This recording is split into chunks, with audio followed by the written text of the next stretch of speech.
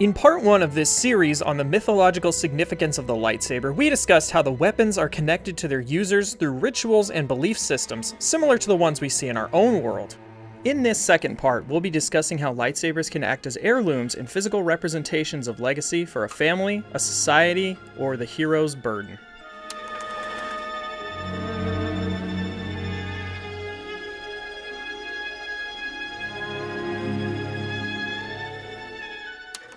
An heirloom is a precious item of significant value in history, often passed down to members of a family.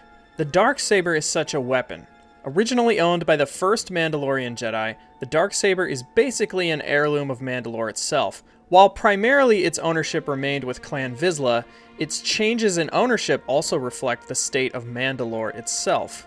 Tar Vizsla, the first Mandalorian inducted into the Jedi Order, forged the Darksaber during a period known as the Jedi-Mandalorian War. After he died, the saber was taken to the Jedi Temple where it remained until the fall of the Old Republic, when a group of Mandalorians broke into the temple and stole it. During the Clone Wars episode The Mandalore Plot, we find out it's in the hands of Pre Vizsla, the heir of Tar Vizsla and leader of the militant group Death Watch. Mandalore itself at this point is an independent planet, and not part of either the Galactic Republic or the Confederacy. Likewise, the saber is independent of the larger Mandalorian government, and it belongs to an independent party. Eventually, Darth Maul, in his attempts to get revenge on Obi-Wan Kenobi, helps Pre Vizsla and takes the Darksaber for himself by force, becoming the new leader of Mandalore. The lightsaber and Mandalore are now in the hands of a foreign power. Then Sidious comes, smacks up Darth Maul, and locks him up. During the events of the comic Darth Maul, Son of Dathomir, Maul escapes taking the Darksaber with him and fleeing to hide. During the time between Revenge of the Sith and A New Hope, the Empire moves in and conquers Mandalore. The saber is not in Mandalorian hands, just like the planet itself, and the saber remains in the hands of Maul, who has fled the planet. During Season 3 of Star Wars Rebels, Sabine Wren, who is herself part of Clan Vizsla, finds the Darksaber in Maul's lair and takes it. During this time, she struggles with the fact that she is destined to rule Mandalore, since she is technically part of the Vizsla line and rightful heir to the saber. She tries to give the saber away to no avail.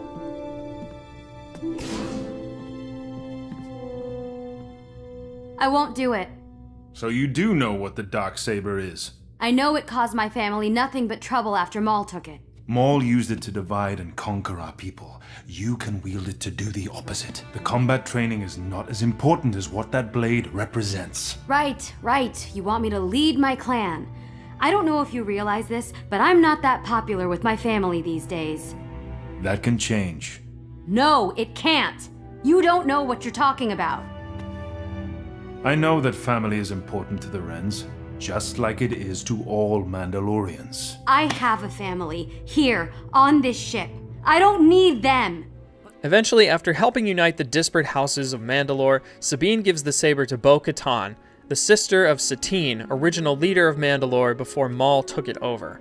This act means that the saber is now in the hands of its rightful owner, ushering in a new, prosperous era for Mandalore. The Darksaber isn't just a family heirloom, but a symbol for an entire society. The state of the blade mimics the state of the society at large, and that gives it a gravity that almost no weapon in Star Wars lore can top. Except maybe this next one.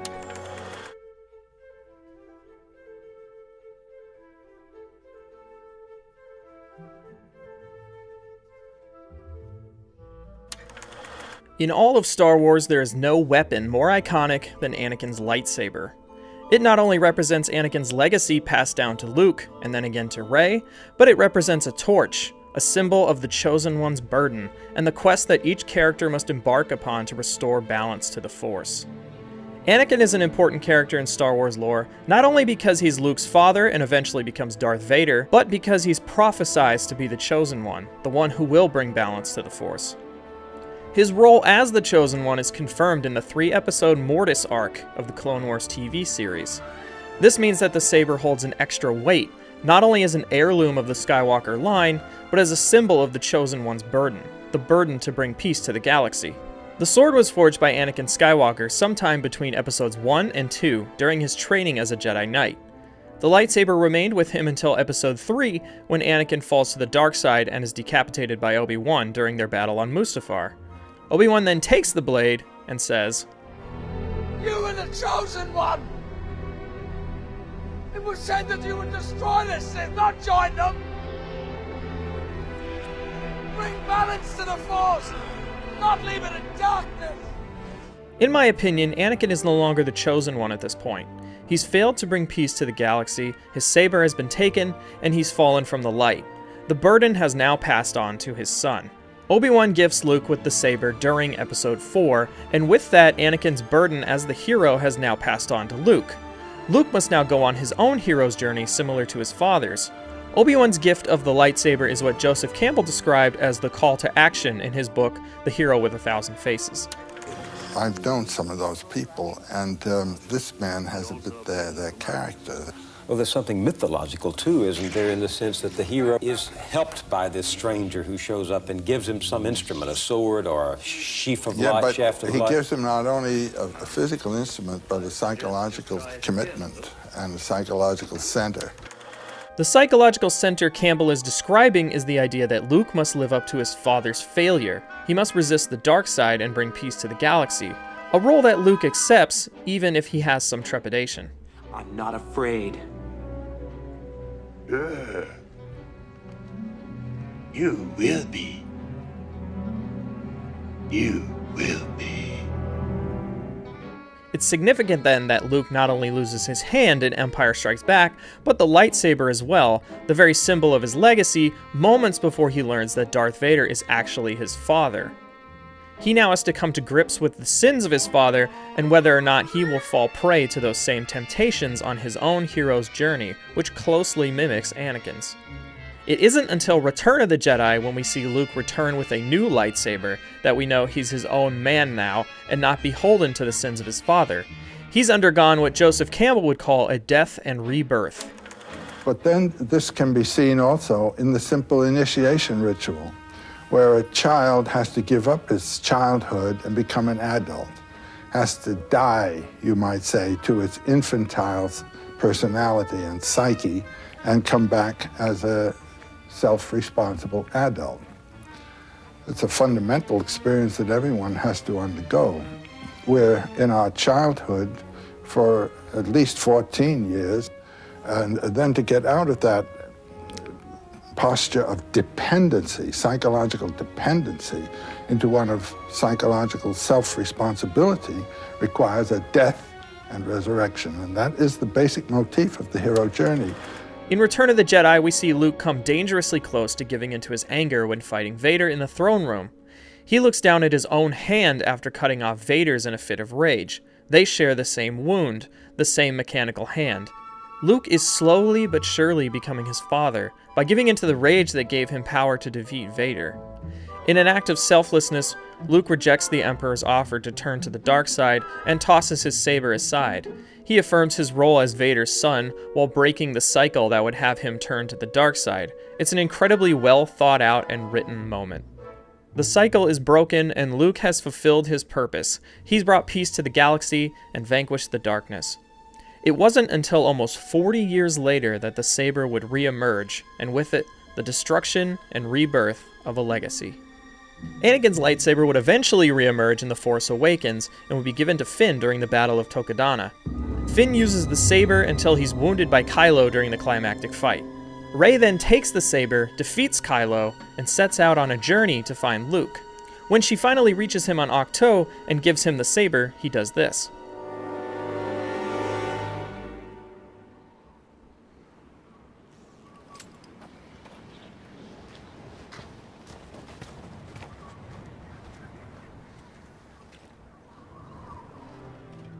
After the fall of his new Jedi Temple, and having lived through Ben's turn to the dark side, Luke has completely cut himself off from the Force.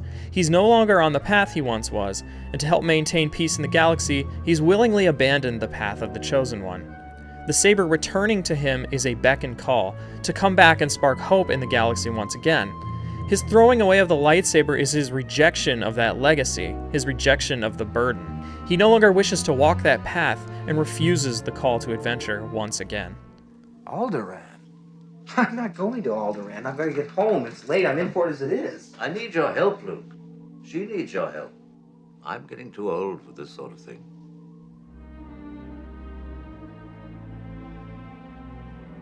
I can't get involved. I've got work to do. It's not that I like the Empire, I hate it, but there's nothing I can do about it right now. We need Luke Skywalker. You don't need Luke Skywalker. Did you hear a word I just You said? think what? I'm gonna walk out with a laser sword and face down the whole First Order? What did you think was going to happen here? You think that I came to the most unfindable place in the galaxy for no reason at all? Go away. I'm not leaving without you.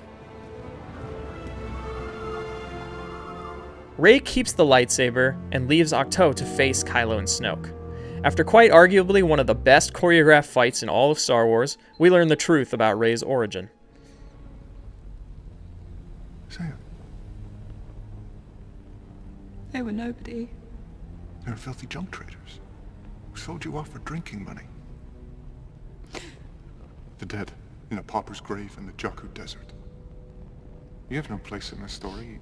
You come from nothing. You're nothing.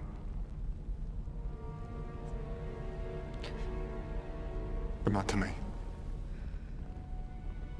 It's significant that Rey's parents are nobody. It means she wields the burden of the Chosen One unwillingly and unconnected to the past. She's not a Skywalker, or part of some prophecy, she's just herself.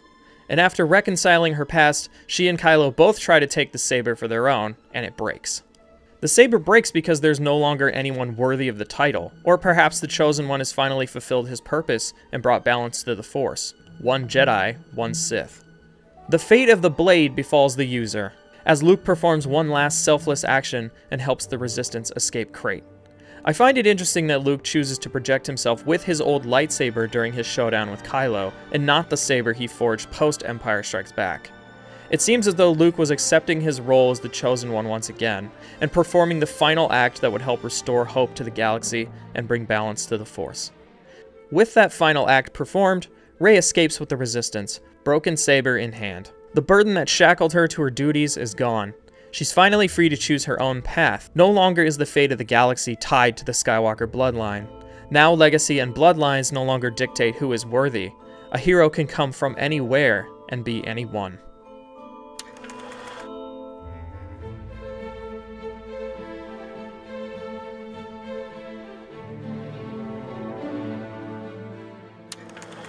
Lightsabers not only hold significance to the users that craft them, but the societies and families that shepherd them.